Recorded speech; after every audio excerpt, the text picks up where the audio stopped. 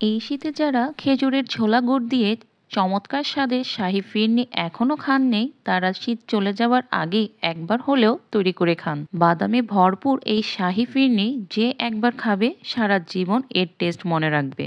আর ফিরনি যখন খাবেনই একটু ভালো মতোই খাবেন। কথায় আছে না, মজার খাবার কম খেলেও ভালো।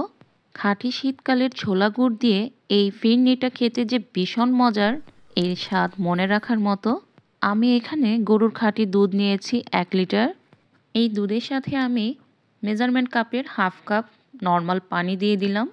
আর 1 লিটার দুধের জন্য আমি 1/3 কাপ পোলাওয়ের চাল নিয়েছি। এখানে প্রায় 80 গ্রামের মতো পোলাওয়ের চাল আছে। চাউলটাকে ভালো মতো পানি দিয়ে ধুয়ে নিব। চাউলের পানিটা আমি 3বার চেঞ্জ করে ভালো মতো ধুয়ে নিয়েছি।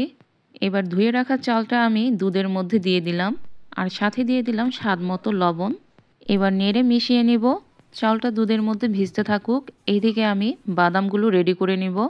এখানে আমি বেশ অনেকগুলো কিশমিশ নিয়েছি, কিছু পেস্তা বাদাম, কিছু কাজু বাদাম আর কিছু কাঠবাদাম নিয়েছি।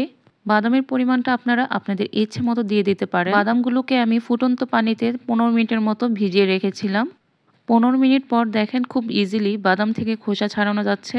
বাদাম থেকে খোসা ছাড়ানো হয়ে গেছে। এখন বাদামগুলো কুচি করে কেটে নিয়েছি। এবার চালসহ দুধটাকে চুলায় বসিয়ে জাল করে নিব। দুধটাতে যখন বলক চলে আসবে, এই পর্যায়ে চুলার আঁচটা কমিয়ে চালটাকে সিদ্ধ করে নিতে হবে। যারা আমার রেসিপিটি ফেসবুক পেজ থেকে দেখছেন তারা অবশ্যই পেজটি ফলো দিয়ে রাখবেন, আর ইউটিউব চ্যানেল থেকে দেখে থাকলে অবশ্যই চ্যানেলটি সাবস্ক্রাইব করে দিবেন। চালটা কিন্তু সিদ্ধ হয়ে গেছে, আর দেখেন কি সুন্দর সর পড়ে গেছে। এই পর্যায়ে আমি 1/3 কাপ চিনি দিয়ে দিলাম। আর এখানে ঝোলা গুড়টাও ইউজ করব, এর জন্য চিনিটা বুঝে দিতে হবে। আর মিষ্টিটা কে কতটুকু খেতে পছন্দ করেন সেই অনুপাতেই চিনি আর গুড়টা দিবেন। চিনিটা ফিরনির সাথে মিশিয়ে নিয়েছি। এবার কেটে রাখা বাদাম থেকে অর্ধেকটা বাদাম আমি ফিরনিতে দিয়ে দিলাম। এবার আরও 1 থেকে 2 মিনিটের মতো রান্না করে নিব। আমি যেভাবে এই ফিরনিটা রান্না করছি আপনারা সেইভাবেই যদি স্টেপ ফলো করে রান্না করেন, এর স্বাদ কিন্তু অতুলনীয় হবে।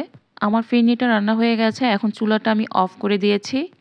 এই পর্যায়ে আমি 1/4 কাপের মতো খেজুরের ঝোলা গুড়টা দিয়ে দিলাম। এখন নেড়ে চেড়ে মিশিয়ে নিচ্ছি। ঝোলা গুড়টা যখন মেশাবেন অবশ্যই সেই সময় চুলাটা অফ করে নিতে হবে, কারণ অনেক ক্ষেত্রে গুড়ের কারণে দুধটা ফেটে যায়।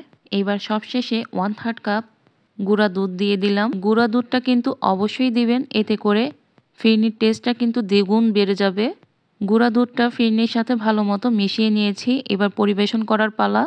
ফিরনিটা একটা বাটিতে ঢেলে নিয়েছি, আর ওপর থেকে বাকি অর্ধেকটা বাদাম আর কিশমিশ ছিটিয়ে দিলাম। ব্যাস তৈরি হয়ে গেল আমার শাহী ফিরনি।